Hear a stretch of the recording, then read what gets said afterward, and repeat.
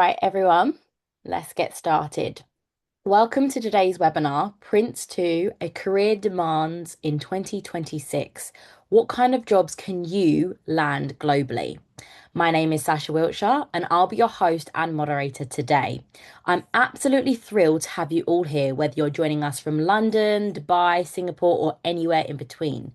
Here's what makes today so special. You're not just going to hear about PRINCE2 theory. You're going to discover exactly what doors this certification can open for you, from the NHS in the UK to mega projects in the Middle East, from Singapore's tech scene to Fortune 500 companies worldwide. If you can move to the next slide, please. Let me quickly walk you through what we'll cover today. We're going to explore the current project economy, while 25 million new project professionals are needed by 2030. We'll look at why methodologies matter in managing complexity and risk, and what makes PRINCE2 the world's most trusted framework. You'll discover real job opportunities across the UK, Europe, Middle East, and Asia with actual salary ranges. We'll compare PRINCE2 versus PMP to help you choose the right path. And Debashis Jena will share practical career advancement strategies you can use immediately. This is genuinely a masterclass compressed into one session. Now, let me introduce the expert who will be leading us through all of this today. Debashis Jena is a highly experienced project management trainer, and I do not say that lightly. With over 25 years of industry experience across IT, consulting, and global service organizations, DJ has trained more than 22,000 professionals worldwide in certifications including PRINCE2, PMP, PRINCE2 Agile, MSP, and CAPM. What I love about DJ's approach is this. He doesn't believe in endless self-study.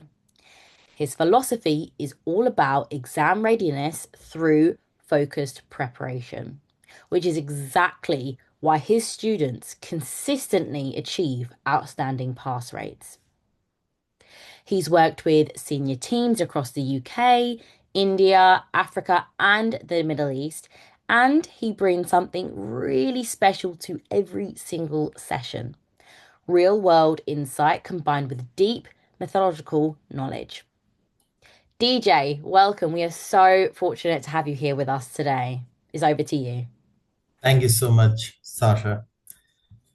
Right, and welcome everyone. So we start with topic one, the real value of PRINCE2. Before anything, PRINCE2 stands for Projects in Controlled Environments, is a process-based method developed originally by the UK government, Cabinet Office, part of the UK government, and today is used across more than 150 countries. So what makes PRINCE2 special is that it combines governance, accountability, and delivery discipline all into one single scalable approach. So PRINCE2 provides a set of principles, practices, and processes that can be tailored for any size or type of project. So what's actually PRINCE2 represents? Well, it represents controlled delivery, it represents governance, it represents predictability. So as a PRINCE2 certified professional, you're not seen as someone who just knows project management, but one who can apply it. Let's take a closer look at how PRINCE2 really supports structured decision-making, governance literacy, and how is it a trusted method. Decision-making. I'm sure you would appreciate decisions play a big role in the success or failure of a project. So most projects fail because of poor decisions. So how does PRINCE2 address decision making? Well, PRINCE2 has the concepts of stage gates, tolerances, and a principle known as manage by exception. So these elements within PRINCE2 ensure that decisions are made timely at the right time and they're made by the right level of management. A decision that better the senior management makes. PRINCE2 ensures that project manager is not making such decisions. Likewise, a decision that can be left to the project manager to make. It ensures that so happens. So how does it work? It's managed by exception. So to understand this, let's look at it this way. PRINCE2 talks about multiple levels of management involved in a project. So we got a business layer at the top, the highest level of management. And then we got the project board who would provide the overall direction to the project, right? And then we got project manager underneath, who represents the managing level. So project manager is the one who performs the day-to-day management of the project. And then we got team managers who would be responsible for delivering work packages. Team managers would lead a team of people and get the work executed. So there are multiple levels of management involved. And the way delegation of authority works, the business layer is going to delegate authority to the board. So something like this, the business layer would delegate the entire project to the project board, define a timelines, let's say 1 year, and they set a tolerance, let's say plus or minus 1 month. Now here, the board is required to run the project, staying within the tolerance. And in case of a tolerance breach, in case it's found that the project would exceed the tolerance, PRINCE2 calls this as an exception. And managed by exception principle is where an escalation is mandated now. When that happens, the board has to escalate that to the business layer. In other words, board cannot proceed with the work without referring up to the business layer. Similar arrangement we have between the project board and project manager. The unit of work that the board would delegate to the project manager, we call that as a stage. Stages are partitions of the project. And similarly, the board would set a timeline for the stage, 3 months plus or minus, let's say, a week. And similarly, project manager has to stay within the tolerance and deliver. And in case there is an exception, then an escalation is mandated. Likewise, there is arrangement between project manager and the team manager. So the unit of work that project manager would allocate to the team manager is termed as a work package. So PM would authorize a work package, set a timeline, let's say 1 month, plus or minus some tolerance, let's say 5 days. And team manager has to stay within the tolerance and deliver. If there is an exception, that kind of would mean team manager has lost the authority to proceed further without referring up to the project manager. So this arrangement we call as managed by exception. So managed by exception principle ensures that decisions are made timely and they're made at the right level of management. Governance literacy, when we say, governance is all about clarity of authority. PRINCE2 defines clear accountability. So we got executive who would be responsible for business justification. Right.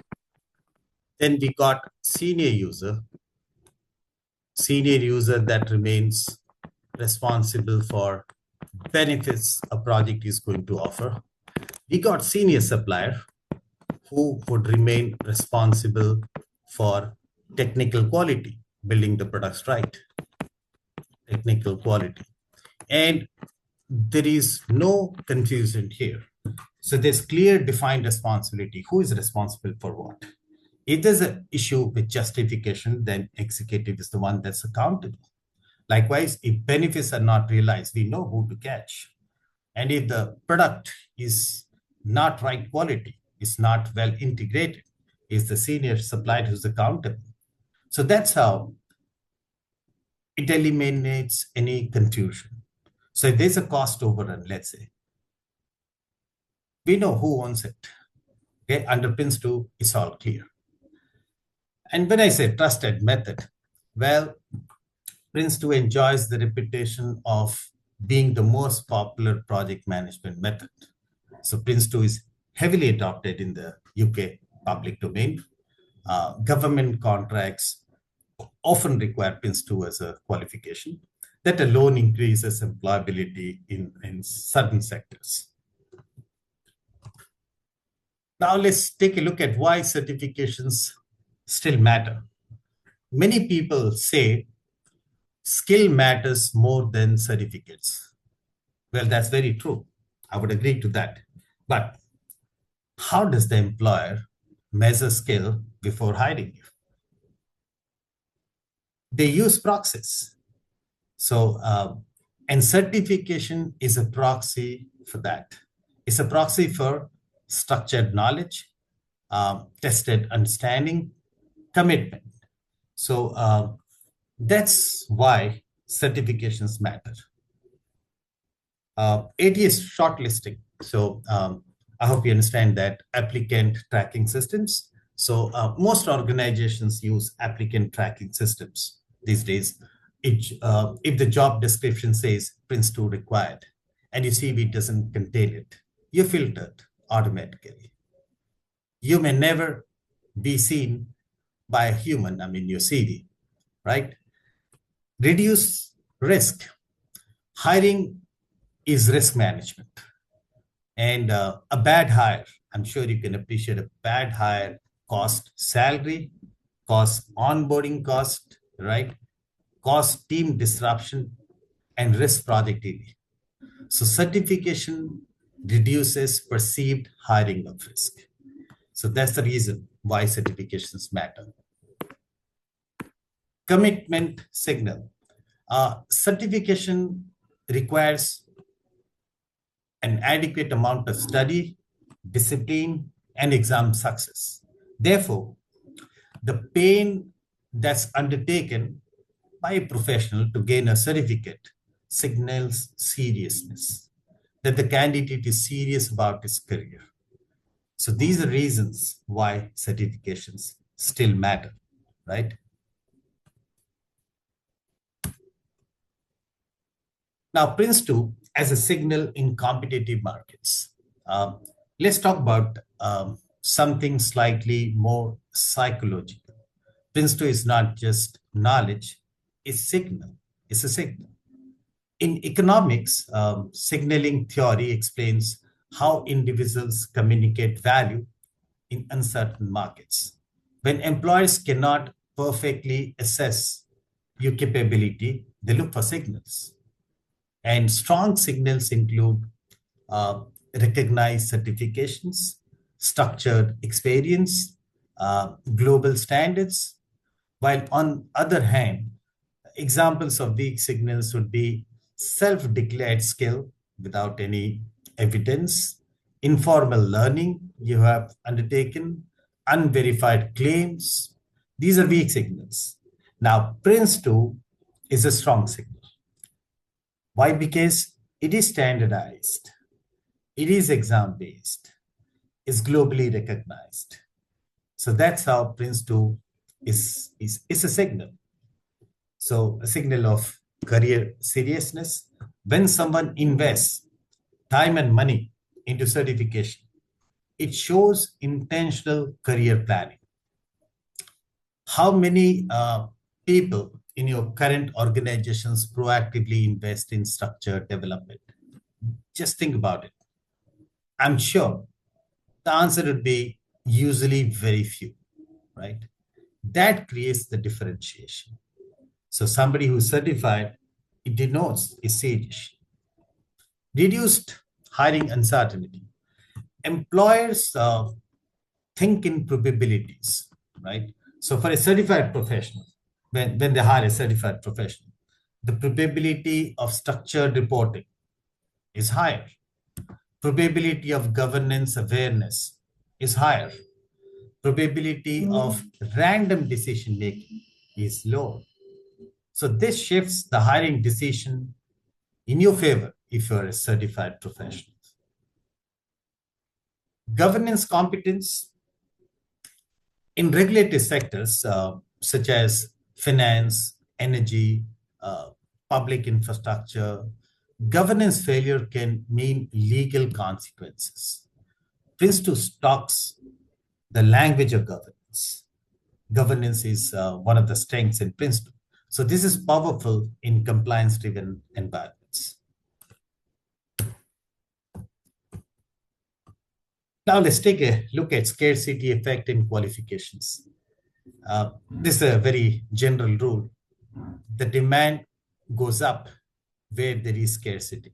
So scarcity increases value of anything. If everyone has something, it becomes ordinary. That's not value. If your people invest in rigorous certification, now that brings a differentiation. Think about this. There are thousands of project managers, but how many are certified in structured methods like PRINCE2? The percentage is very low. That gap is the leverage. So which can fetch you premium opportunities, right? And high earning power. So that's the reason, scarcity, is in a way is beneficial. For example, let's say a hiring manager receives 200 applications, 150 are non-certified, 50 certified out of that. So who is shortlisted first? So scarcity increases visibility, and visibility drives opportunity. Now let me take you to the second part of our webinar today, why PRINCE2 professionals earn more. Now let's translate this into economics. Salary is not emotional. It is mathematical. There is a mathematics behind calculating the compensation for someone, right? Let's take a look at that. It's the salary economics, risk plus cost logic. Look, employers calculate compensation based on risk reduction, training cost savings, and revenue impact. So certification, can help in lowering hiring risk. If a certified PM reduces, let's say, project failure probability even by just 5%, that has a monetary value. That's huge. Let's say a project, there's £3 million project, let's say. If better governance avoids a 10% overrun, now that could translate to 300,000 saved. And if the organization pays the project manager a £10,000 more per year, it's negligible, compared to the savings. That's the reason there is a premium for certified professionals. It reduces the hiring risk. Talk of reduced training cost. Non-certified professionals often require internal training. Trainings on a wide range of topics, project lifecycle, documentation, standards, risk logs, escalations, other processes, right? So which does consume a lot of time. While, on the other hand, certified professionals already understand structured frameworks. So time saved is equal to cost saved. So more than the cost of training, the time invested pinches organizations more. So that's how certified professionals, they result in reduced training cost. Premium salary offered. So premium compensation reflects predictability. It's not ego, all right? So companies are happy to pay for reliability. So that's the economics behind the compensation. Let's take a look at replacement cost reasoning, right? So now let's say losing a certified PM what does it mean for an organization, right? Recruitment cost, there is onboarding cost, there is transition cost, there's lost knowledge. So each of which, has contributes significantly to calculating the replacing cost. So say, for example, recruitment cost. A company pays a lot to recruitment companies, recruitment consultancies, they do pay. Then there's an onboarding cost. There's considerable onboarding cost for new employees, especially for companies that are process heavy. In some organizations, it could take several weeks to even a month in the onboarding, and that's a huge cost, right? And then there is transition risk, transitioning from the old to the new project manager. Certain things are transition, certain not. Knowledge is lost. So that's the cost of return, replacement. And as per statistics, replacements cost can often cost something around 3 to 6 months of salary. So therefore, employees retain, just a moment, yeah. So therefore, employees retain certified professionals, reward them to avoid loss. So retention bonus are not a charity, right? They are cost of avoidance, which every organization wants to.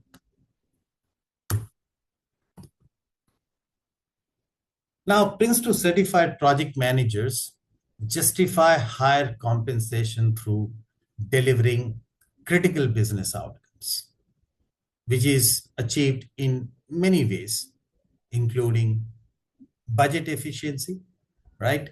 So elements in PRINCE2 such as defined tolerances, change control, exception reporting, these all ensure fewer overruns, right?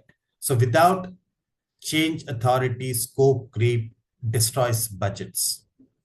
So with a structured change control approach that PRINCE2 offers, is ensured that every change is analyzed and authorized by somebody credible, a change authority, to ensure there is value for money in the implementation, and changes do not, skip approvals. So with structured change control, financial discipline improves. Schedule control, late delivery would mean a lot of disadvantage, such as lost revenue, right?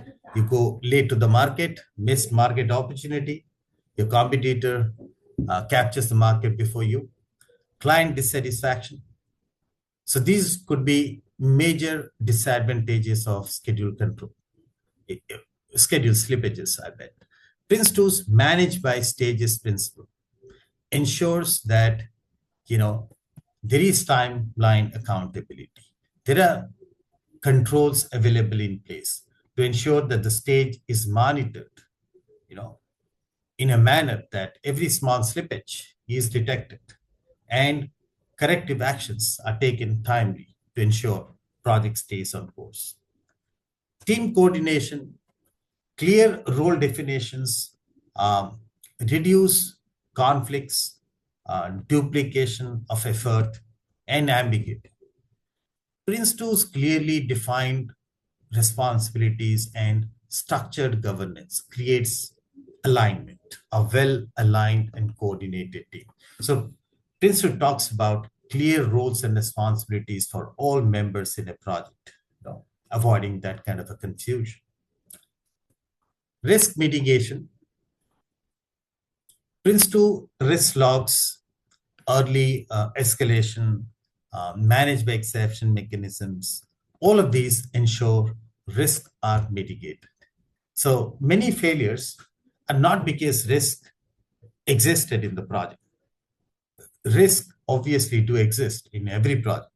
They fail because risks were ignored or they were not well mitigated.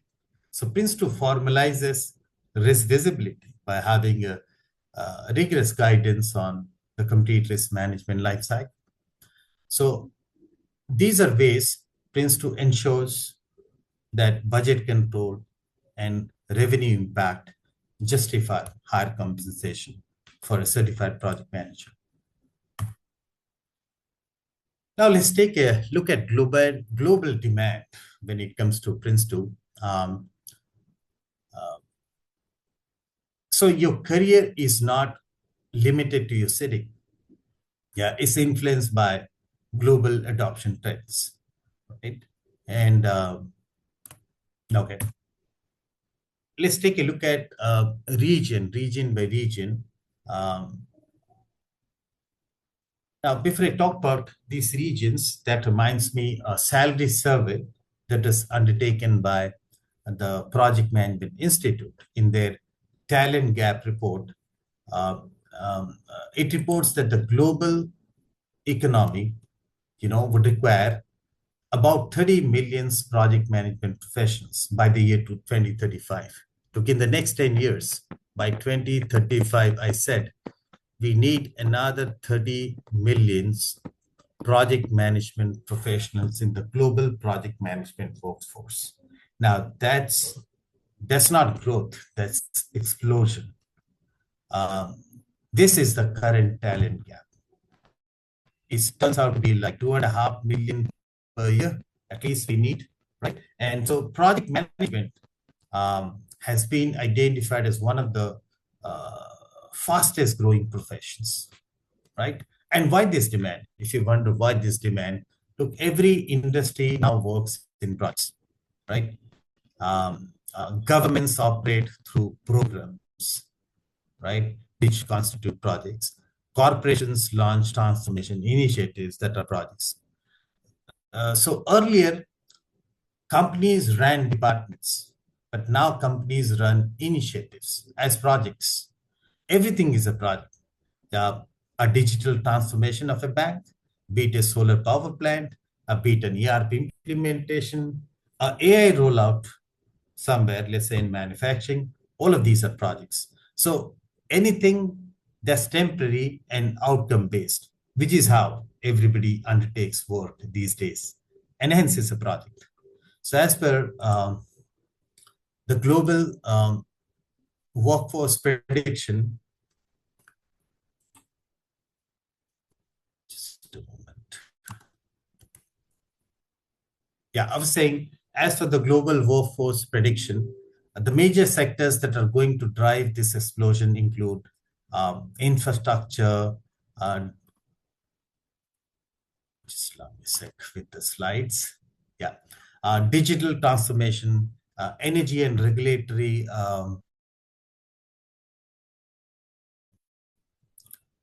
these are and various parts of the globe, wherein be it Asia Pacific or be it US or the UK or Europe, all of these regions, we're expecting a lot of growth in project management.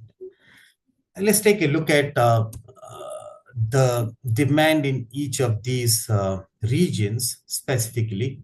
If you talk about the US, as per the US Bureau of Labor Statistics projects, project management roles is expected to grow faster than average occupations. And US is strong in tech, healthcare, infrastructure. So these are certain industries that would contribute most to project management growth. And for example, healthcare IT modernization, tech product launches, federal infrastructure. These are certain drivers for the expansion in project management in the United States. But while in the US, PMP dominates the US market. I'm sure you may have come across the certification PMP that comes from the Project Management Institute. And while still, Prince2 is growing in multinational environments. If you talk about the United Kingdom, UK is historically Prince2's home market and adopted heavily in the NHS, civil services, defense, infrastructure. So in many public sector tenders, you would find Prince2 knowledge is assumed. Now, if you talk about Europe, Germany, for example, will be undergoing a lot of manufacturing transformation. Talk of Netherlands, green energy projects are in spotlight. France, transport modernization, and the EU Green Deal, which is the EU's overarching strategy to make Europe the first climate neutral continent by 2050. This alone drives hundreds of sustainability projects. And if you talk about the Asia region, well, Asia is the fastest growing region in the world. And ID, smart cities, renewable energy, manufacturing are certain sectors that would lead the race here. Large MNCs standardize delivery frameworks, which Prince2 can support, consistency. So, for example, talk of Singapore Smart Nation program, or talk of India digital governance platforms, Malaysia semiconductor and electronics manufacturing expansion. These are some examples. So as we find across regions, project management is going to grow. Now let's take a look at demand by career level. So I would say, as a recent graduate or someone who is new to project management, it's unrealistic to expect an organization to immediately entrust you with a senior project manager position. These roles, I mean, the senior positions, require, they do demand experience, judgment, and a proven track record. So instead, I would say a beginner should target gateway roles. So when I say gateway roles like project coordinator, PMO analyst, and all, that help you build the foundational exposure and credibility. So these roles as a PMO analyst or project coordinator, they can really offer you hands-on experience in a variety of aspects of project management, such as project reporting and dashboards, governance frameworks and compliance processes, scheduling and tracking milestones, risk and issue documentation, stakeholder communication support. So working in a PMO environment especially helps you understand how projects are structured, monitored, and controlled at an organization level. So building the discipline and visibility needed to eventually step up into a full project manager role. So once you gain some exposure to project management being in a junior role, then a professional may get into the mid-level, and mid-level roles would demand a Prince2 practitioner. That reminds me, many of you may be already aware, the Prince2 qualification, there are two levels of certifications. There's a foundation, and which is the basic one, and followed by a practitioner. So yeah, a practitioner level.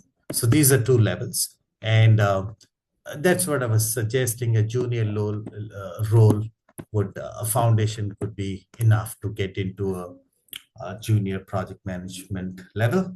But when targeting for the mid-level, a practitioner role can really be very helpful, along with the experience one would have gathered working as a PMO analyst or a project coordinator.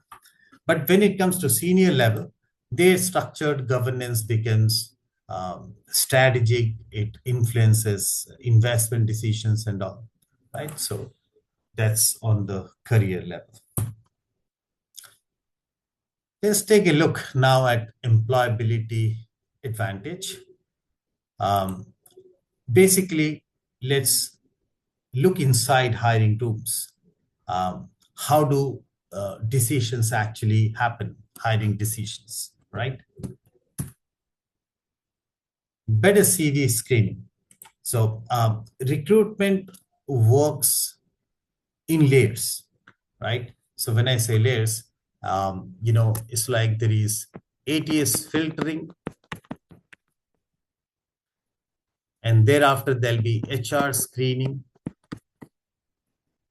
And then finally, hiring manager review, the hiring manager review. So there are multiple, steps here. So certification can help in all of these steps, right? Every stage. So like ATS filtering, how does it help? Keyword match increases visibility. You got a PRINCE2 certificate, so it's filtered. Talk of HR screening. HR prefers clear, structured profiles, right? Like when someone writes in the CV, stage boundaries, exception reporting, business case control. It feels more structured, and that can easily go through HR screen as compared to somebody not certified, not using the right language, and the HR screening may not happen. So certification can help you here as well. Hiring manager review. Hiring managers prefer reduce uncertainty.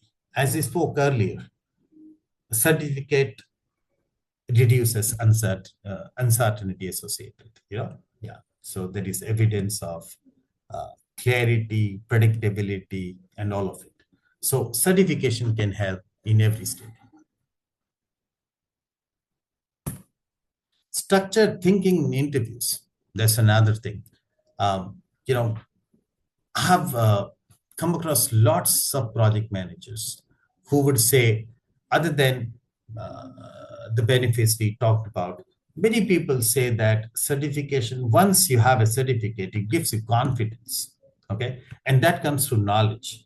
So many times, even seasoned professionals who have been managing projects without a certification, keep wondering time and again, am I managing the project the right way? Or is there something that I'm missing? You keep wondering always, right? But once you get certified, I mean, you undergo the learning, then you know what all is expected for a project manager to be performing in a project. You stop wondering. In many cases, it is not necessary that you would do things very differently. Maybe a lot of these you were already doing, but then you stop wondering that what is it that you're missing. You know what all is to be done. You don't have to implement everything, but you make a conscious decision on how much of it you're going to apply in your project, right? So that confidence, that knowledge provides you the confidence. So interview panel tests clarity of thinking, right? So for example, an interview question, uh, what would you do if project exceeded cost tolerance, right? Now, a certified, PRINCE2 certified professional would say, manage the exception, escalate to the board, business case review. Now, that's clarity of thought. This sounds authoritative, you know, and clear steps. And such thinking is what would impress the hiring panel, right? So when you undergo the certification, you are knowledgeable, you know a project life cycle, you know how a project runs, right from initiation through closure. What all phases does it undergo, right? You understand risk scenarios, right? So you know how to handle uncertainty, how to identify them, how to prioritize, analyze all of it. You take accountability, you have clarity on who is responsible for what, right? You'd be clear of your responsibilities and what to expect from others in the project, right? Stage gate decisions, understand control progression, at the end of a stage, what are certain things to be done, that you should revisit the business case, you should update the plans to check justification, right? And reach out to the board for approval. So that's how the knowledge that you gain in your journey of certification would help you be more confident in interviews that would impress, the panel. Employee trust and confidence, if we talk about, well, certified project managers receive elevated trust, right? And this is because of predictability. Certified project managers are expected to deliver consistently with a proven track record of established practice, right? Less oversight needed. So these certified project managers would be more self-directed, autonomous. They can run the show on their own without the need of a lot of escalations or much of guidance, right? Fewer surprises, right? That's through proactive risk management. Yeah, you avoid firefighting, you proactively identify risk and manage them, avoiding surprises. Strong documentation. So certified project managers would naturally be good at documentation. All of these help build the trust. Now let's take a look at salary comparison here. This talks about certified versus non-certified, project managers. And now, be it IT and digital, which is a sector which is known for high complexity and need for governance, or be it construction where cost control is critical, or financial services which are compliance heavy, energy sector where there are large capital programs, huge investments, right? Or the public sector where PRINCE2 is deeply embedded. So the pattern is consistent, you see, across, no matter in all of these sectors, there is a difference. Certified professionals clearly, are paid, yeah, around 15-20% higher than non-certified project managers of similar capability.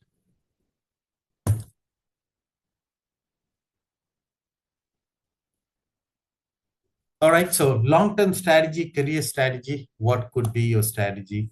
I would say PRINCE2 definitely can act as a career accelerator.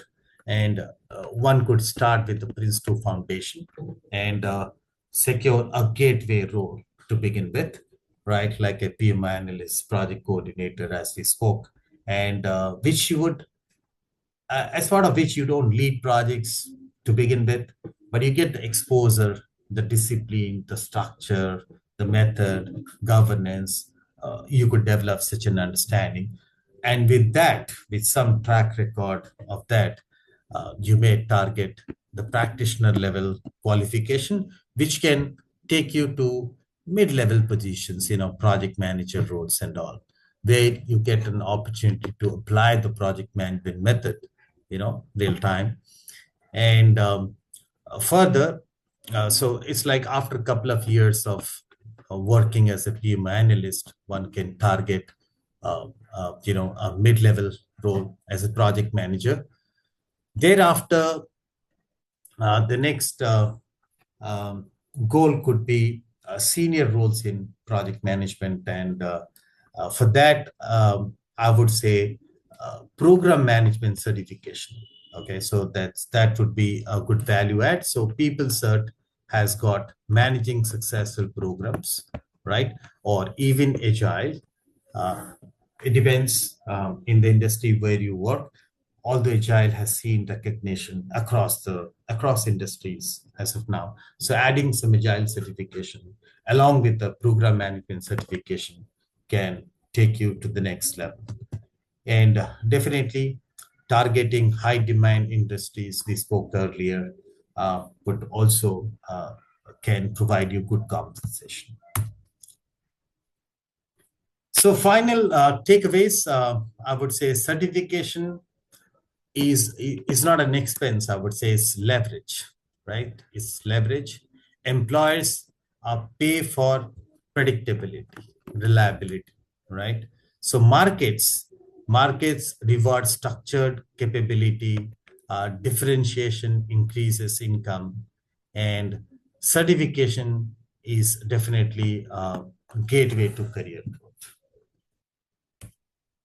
I would like to call upon my colleague Sasha to take up the offer we have. Thank you so much, Tobias. So, hello everyone. The content that you've done, Tobias, is genuinely some of the most practical career insight I've heard delivered in a webinar setting. Now, everyone, you've given us an hour of your time, and for that, we are so grateful. And based on everything you've just heard, I want to make sure that our leads somewhere concrete. What I'm about to share is exclusively for the people in this session. It won't be emailed to your wider network. It won't appear on the website and it just won't be anywhere. This is specifically for you guys. We are giving it to you because you showed up today and that matters. So, here is what Aspirex has put together for today's attendees. You will get a 5% extra discount on all eligible PRINCE2 courses, stackable on top of any existing promotions. You'll get 5 full mock exam sets completely free. Those are full simulation exams built to the exact format of the real foundation and practitioner assessments. You'll also, for that, it will be valid until Tuesday, the 10th of March. You have 1 week from today. So I'm going to repeat that one more time. That is Tuesday, the 10th of March, 1 week from today. And your checkout code is webinar in all capital letters. Now, I want to put those mock exams in context because they're easy to overlook and they absolutely shouldn't be. Tobias, from your experience, how much of a difference does structured exam practice actually make to someone's results? Yeah, yeah, definitely. Practice, when it comes to the exam, there are two things. One is knowledge, and um, uh, the other is getting used to exam questions. So there is a way to interpret questions. There are some do's and don'ts. There are some tricks. All right. So which is what we do train, and some practice can really help that. So people are far more equipped. And another advantage of practicing mock exam would be is useful more for practitioner using the Prince2 manual. So the practitioner exam happens to be an open book exam. So by doing some mocks, you get to understand how to use the manual rightly. And I can tell you, just not using the manual versus using it the Prince2 manual effectively during the exam, that can simply create a difference of 10 marks, right? So I would say that's how it's helpful. Thank you. And that's the point. This isn't a throwaway bonus, it's a preparation tool that directly affects whether you pass first time or have to resit. Let me do the maths for a moment. The data we've covered today shows a 10 to 20% salary uplift for Prince2 certified professionals. If your current salary is 55,000, that's between 5,500 and 11,000 extra per year. Over 5 years, that's potentially 55,000 in additional earnings from one decision that you made today. The course cost versus the return is not even a close comparison. There isn't an expense, it's the highest return investment most people in this room could make right now. You have until the 10th of March. Write that down. Keep that in your calendars. The 10th of March. That is a week from today. And if you want to talk through which level to start with or how to fit this around your current schedule, reach out to Aspirex team directly. The email is info@aspirex.uk and the phone is +44 204 578 3311 and our website is www.aspirix.uk/training/prince2. Real people, real conversations, no automated phone trees. Now, let's start with the questions. So, this part of the session I personally look forward to the most because it's where things get real. Please continue using the Q&A panel at the bottom of your screen to submit questions. I'll be pulling those through to Dubai Live. We also collected questions during registration and they are excellent. Very specific, very honest questions about salary, employability, and career decisions. So let's get into them. So, our first question, and this one is from Marcus in London. Marcus is already working as a project manager at a mid-sized consultancy, and he asks, I've been in my role for 3 years. My manager respects me, but my salary hasn't moved significantly. If I complete Prince2 practitioner, how do I actually use that to open a salary conversation? What's the right way to position it so it doesn't sound like an ultimatum but still gets taken seriously? So, Tobias, the salary conversation after certification can be a bit difficult. So, how should markers approach this strategically? Well, that's a very good question, Marcus. And honestly, I would tell you something. You don't have to negotiate. Just get the Prince2 certificate. I'll share from my experience. You said Marcus from consulting, right? Miss consulting firm. So 4 years ago, I quit KPMG, one of the big four consulting companies. I was working there. So I know for a matter of fact, when we position our consultants for our customers, so the per day rate, it varies whether you got a certificate or you're not certified. So certified candidates, in fact, somewhere in the slides today, I give you an example. Somebody certified, we could charge the customer, say, 800 pounds per day, while a person of similar capability, one is not certified, so its rates are lower, 600, 700 pounds. So there is the differentiation. So now, the moment you get certified, now forget negotiation. Okay, we can look at that. You don't have to. The moment you add that, your company is able to position you at a higher price, generating more revenues from you. So naturally, they'll pass on the same benefit to the profession, right? So this is what I would say. I've seen that a lot in consulting. That's why we used to encourage our team to get certified, right? Yeah. Sas. Thank you so much. Sorry, let's just have a look. That's a really nuanced answer. And I think that framing piece is really, really key. You're not saying pay me more because I have a certificate. You're saying here's what I can now deliver at a more higher level of competency. And here's what the market pays for that. That's a completely different conversation, Marcus. So I really, really do hope that's answered it for you. Let's move on to our next question from Fatima in Manchester. I took 2 years out of work to raise my family and am now trying to re enter the workforce. I have PM experience from before my break, but my CV has a gap. Would Prince2 certification genuinely help override that gap in employers' eyes? Or will the break always be a red flag regardless of what I do? Tobias, this is such an important and honest question. What does certification actually do for someone re entering the job market? Yeah, so a break is not that very uncommon, and it's not a red flag. I mean, it doesn't mean you took a break so you can't come back to profession. We have seen lots of them. People go on sabbatical and all, and then come back. All right.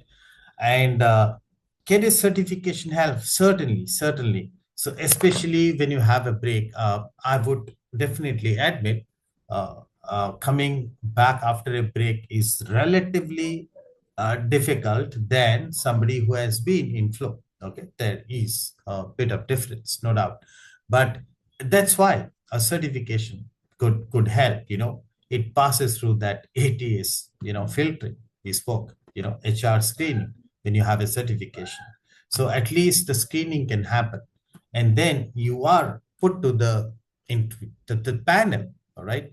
Otherwise, you don't get there. All right. And a break is not a problem. That can always be explained. Why did you take a break? So yes, I would summarize: a certification can definitely help get back to profession. Thank you. Fatima, I really do hope that that resonates. The certification essentially gives the hiring manager something current and credible to anchor their decision to. It shifts the conversation from there's a gap here to this person has actively invested their time and their skills and is clearly ready to work. And that's a powerful reframe. Next, it comes from Ryan in Edinburgh, and I think it's one that people are thinking but haven't asked. So, my employer has a trading budget but has never proactively offered me Prince2.